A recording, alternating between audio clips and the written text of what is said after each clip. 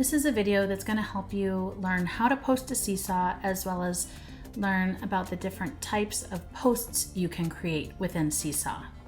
So to begin, you are going to go to the big green add button, and there you will choose what kind of post you want to make. Different posts can be helpful for different types of contact weeks. However, at any given time, videos are always a great option. You can use this during work sample weeks. You can also use it during regular contact weeks while your student is just recorded talking about what they've been learning, whether they're showing samples or not. You can do both videos and photos right here within the Seesaw app. You can have the app on your phone, or you can pull it up as a web page on your computer. And when you choose a photo or a video option, your camera will literally just pop open and start, can take a picture or record for you. So this can be especially helpful if you're using it on your phone.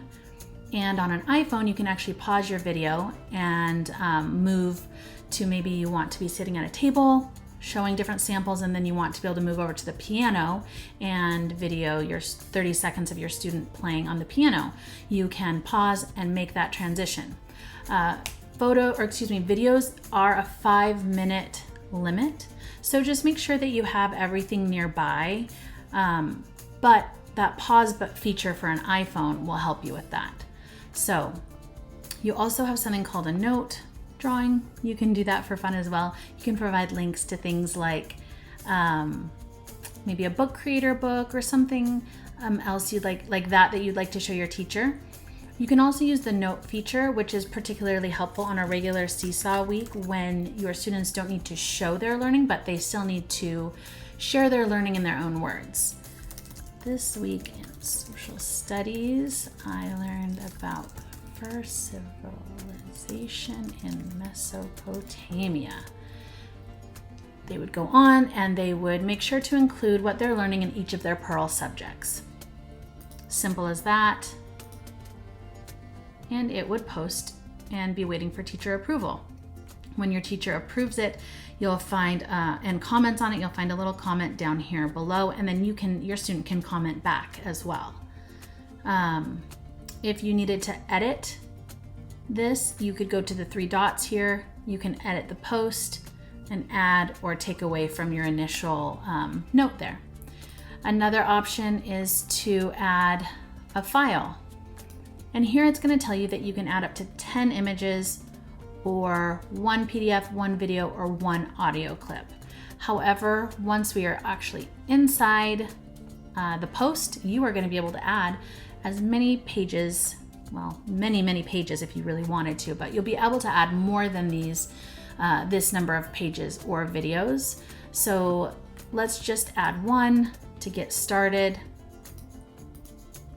We'll go right here, and whether you record a video or you take a photo on your computer or with your phone, it's still going to end up here in this draft situation. And right there, whether it's a video or any other post that's being made, please, first thing you do is add your student's name, or have them add it, depending on if they're doing this independently or not. Right on the first page, first thing we want to see is their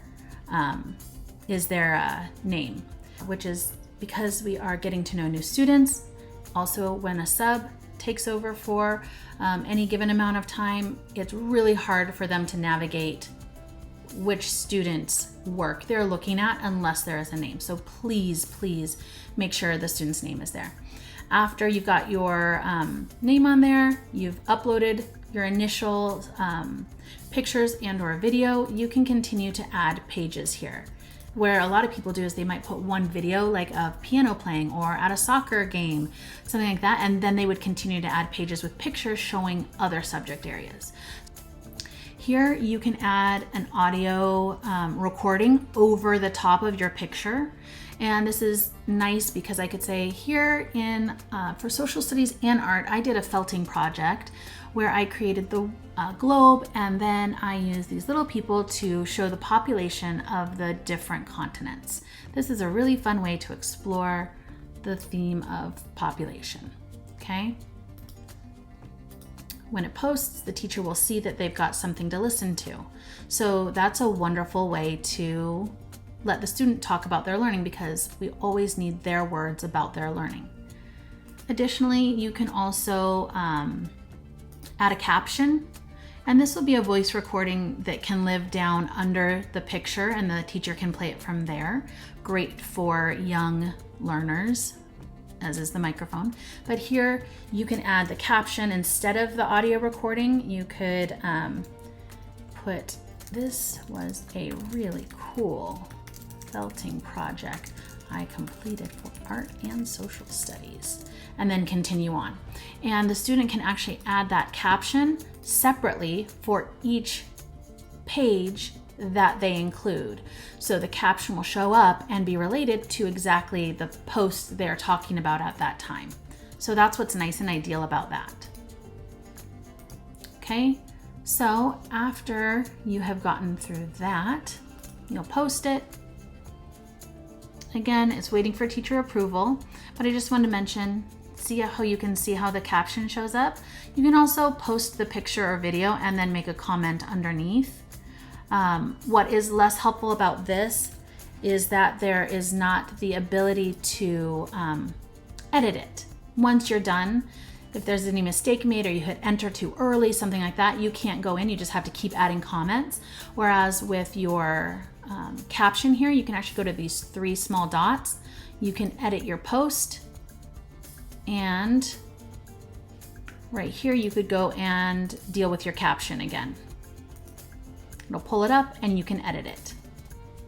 All right, so once you have done any editing, you just go back and here it will be waiting for your teacher, and then they will make their comment and it'll appear right down here just like this, but stating that it's from them. So you have multiple options that you can utilize within Seesaw for different reasons, and your students might find one that they particularly enjoy and feel most comfortable with, but feel free to explore the different options. We just really ask that you remember to make 1 post per student in your family, that you label it with their name, and that you utilize those add page feature instead of creating multiple posts, wherein you would perhaps create for the same student 1 post for social studies, 1 post for art, 1 post for language arts, and then a teacher is having to read each individual post. We really want to see each student just having one post each week. So if you have any questions, reach out to your teacher and they'd be more than happy to help you. Thanks so much.